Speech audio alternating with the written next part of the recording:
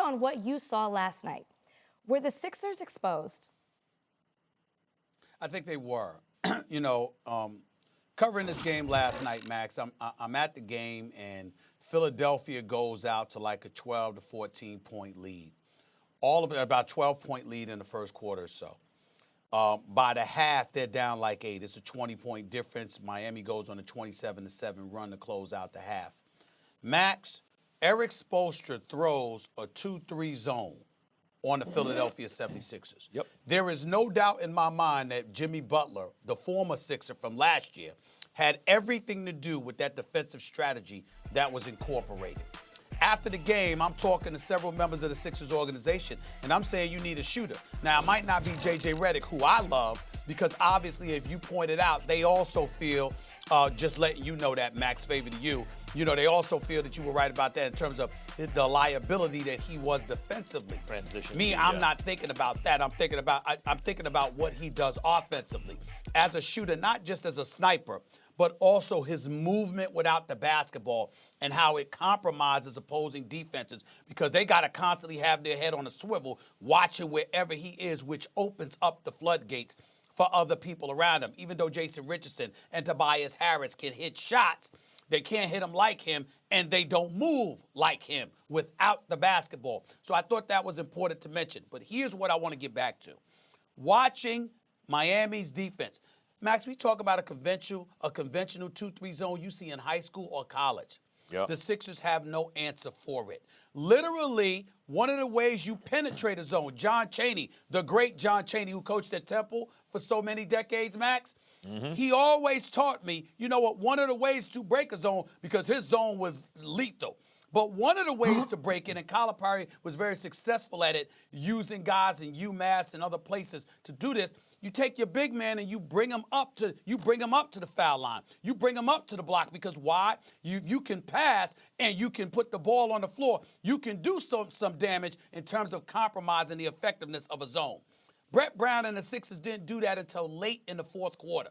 Literally 2.5 quarters went by where a 2-3 zone completely neutralized and nullified Philadelphia's offense. And why did Miami elect to do that, Max? They elected to do it, number one, because you don't have the J.J. Redicks of the world. Number two, Joel Embiid ain't going to necessarily be keen to come up and get that ball on the block because he either wants it down low or he wants it out at the three-point line. Number three, Ben Simmons is no threat at all from the perimeter. Okay? And so what happens is you're basically playing 3-on-5 basketball offensively, which is to your disadvantage.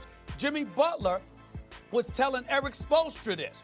Erik Spoelstra utilized it to his advantage, and the Philadelphia 76ers that we both have as possibly the team coming out of the Eastern Conference acted like they didn't know what the hell to do with themselves. So I'm going to look at a guy like Joel Embiid, and it's about wanting it a little bit more. I'm going to look at a guy like Ben Simmons, who's shooting 60% from the free throw line, and even though I think he's a star defensive player and overall his all-around skills is something superb, the bottom line is you got the ball coming up the court with 10 seconds left. What the hell are you doing once you get to the damn foul line extended?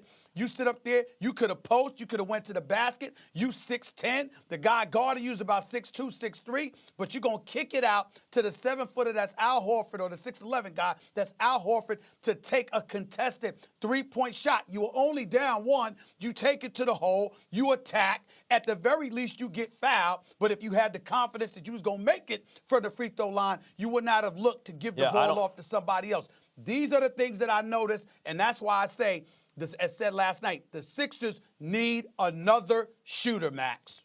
Well, look, I don't disagree about that, but I disagree with your position. The Sixers, we knew going into the season, really weren't going to shoot it well. Like, maybe they could shoot it well enough. That was the hope, right? But if there's a weakness, it's the shooting because their second-best player doesn't shoot it at all. Like, literally just won't even take the shot.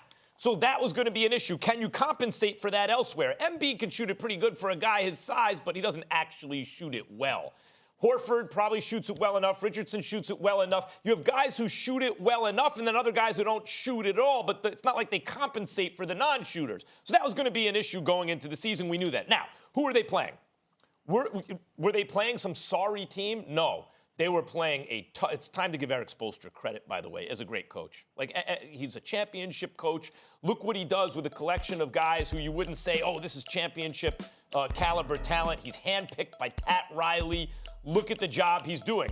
To wit, they lose a bad game to Memphis a couple days ago, and Spoelstra gives them the film session and lights a fire under them, and, you know, he holds their feet to the fire, and they come out against a team that's more talented than them on the road, and they do their thing. Like, they got, like, it's not, even think about a guy like Kendrick Nunn, who is, you know, a hero of last night's game. He's special, Max. Kendrick I Nunn like him. He was I like unsigned. You talk about Rookie of the Year. Zion's not playing. John Morant is you know, a bad dude. Kendrick Nunn's right there with him. They were pointing it out on the broadcast as an unsigned rookie. So, he's a Rookie of the Year candidate. Yes, he no is. doubt. So they have this collection of guys, a great coach for a great organization. Jimmy Butler is the guy who, you know, really put him over the top, who was on the Sixers last year, but is leading the way, scored 14 points. It's okay.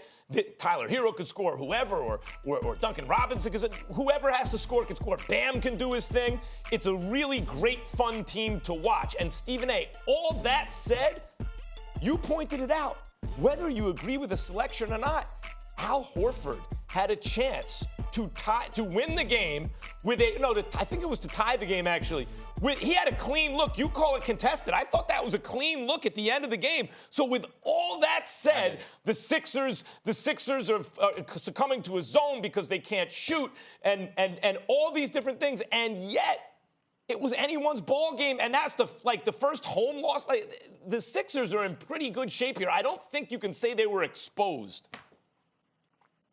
Well, here's why I'm saying they're exposed, because I'm coupling it with what we saw with what our expectations are. Thanks for watching ESPN on YouTube. For more sports highlights and analysis, be sure to download the ESPN app. And for live streaming sports and premium content, subscribe to ESPN+.